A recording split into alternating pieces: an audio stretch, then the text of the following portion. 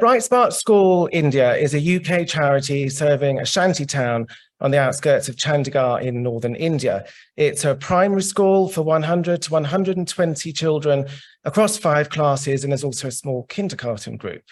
We also support some of the students on their pathways beyond, in fact, all of the students really, on their pathways beyond our primary school. So we currently fund 20 students at Mohali Public School, which is an NGO school. We also sponsor 1 student at Chandigarh University. We'll hear more about him in a minute. And over 20 years, we've supported over 500 pupils to come through Bright Sparks. So here you can see the shanty town. They used to be called slums, but that word became too stigmatizing.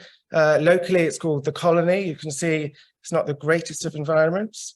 Most families live in single-room, self-built homes. So what is the problem that we are trying to address? 10% of urban children, 15% of rural children in India do still not go to school. That's around 30 to 40 million children who are essentially destined to become illiterate. They'll work as domestic servants, rickshaw drivers, fruit sellers, very uncertain futures. We heard from someone locally on the ground recently that a lot of these young people anyway, I'll come on to that, sorry. Well, why isn't the Punjabi Education Board and the Indian government fixing the problem? When I first got involved with this charity 20 years ago, I believed it was a 15-year journey and then we would close up and everything would be solved because the Indian government would be fixing the problem. They are trying, but it's not working yet. There are free government schools. However, they exclude children who don't have ID. Most of our children have no birth certificate. They're not on the records. The government schools will also exclude children who are late or who are absent for periods of time. Many of our children will disappear during harvest time to go back to the villages that their families have come from to do the harvest. Some of our children do have jobs on their way into school. They'll be calling in to do some work as a domestic servant. It's not ideal, but they would be excluded from a mainstream school for doing that. Also, in the government schools, children can be beaten, and those from the shanty towns will be treated often as second-class citizens. So what is the solution? 20 years ago, Gail, a good friend of mine, was volunteering in a women's refuge. She couldn't square with the fact that one of the cleaner was a small boy and paid for him to go to independent school.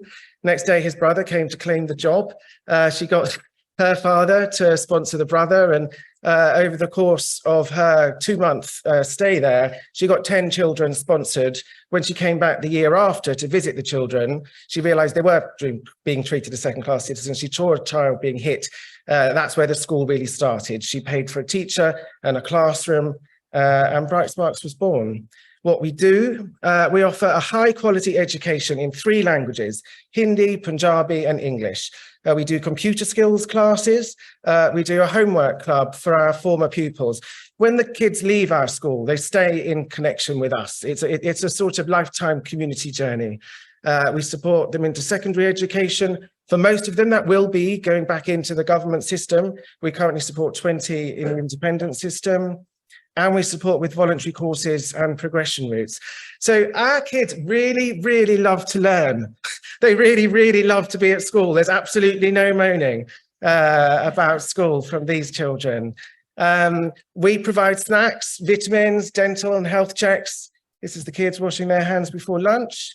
And our teachers use local government standing teaching materials. That's the books you can see on the table there. And it means that the qualifications that they get are standardized across the statutory sector.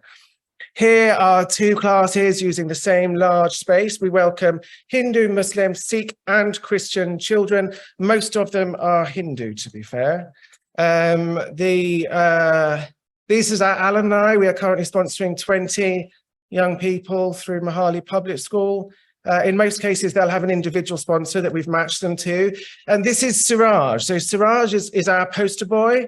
He's in his 4th year of computer studies at Chandigarh University, which is a top 30 university in India. He's acing it. He's getting 80% plus in his grades. And he sent me that picture on WhatsApp last week where his team had just won the chess championship. So Bright Sparks is supporting a community to develop itself out of poverty.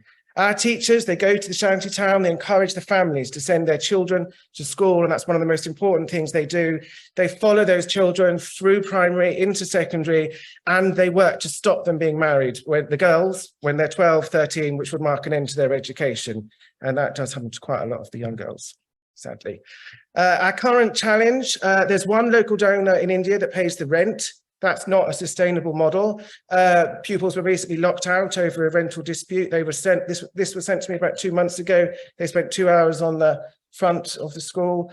Costs are rising locally. Ooh, costs are rising locally with the poorer people disproportionately affected. We need to raise more funds locally in India. We need to look at the longer term picture, and we need to raise more funds here in the UK. So what support are we asking you from today?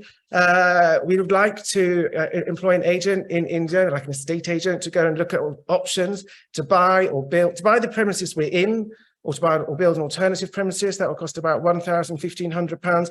Money goes a long way in India. There's a multiple of 10 in terms of how much further your funds can go. We want to launch a capital fund. So we're hoping to raise £6,000 tonight towards that, which we will match with £6,000 from our reserves. That will underwrite the possibility of the local donor not being able to support the rent. And it will also start a fund, which if buying a premises or building a premises becomes viable, we'll work towards that. And the third and really important thing is to employ a local fundraiser in India, 12 months of their salary to really start bringing in resources there. In India, there's a law where companies have to give 1% of their profits to charities, and we want to be able to benefit from that. So any help you can offer is going to be really greatly appreciated, securing this school for this and the next generation.